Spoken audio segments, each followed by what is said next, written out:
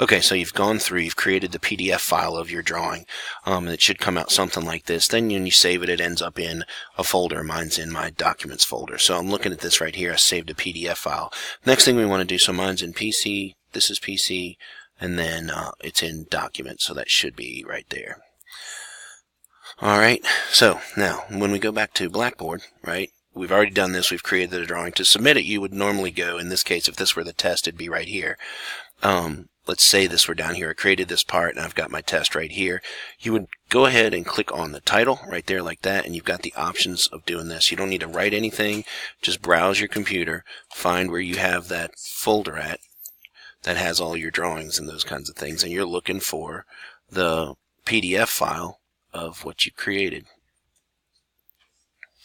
So see, it has PDFs in there, so I'm looking for the one that is 126H.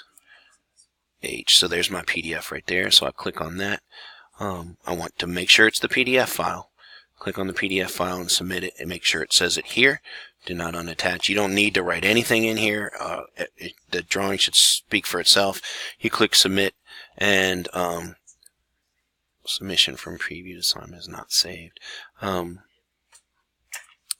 So that's really should be it. Mine, in my case, I'm the administrator, so it won't let me do it. But that should be enough to do it. Now, when you submit these things, when you submit them, you can actually submit them as many times as you need. I have it set so it's unlimited, and you should be able to submit it. And so if you figure out you make a mistake, you should be able to go back. When you go back into here, when you're in this area here, you go down, you look for where the submission is. I've already done it.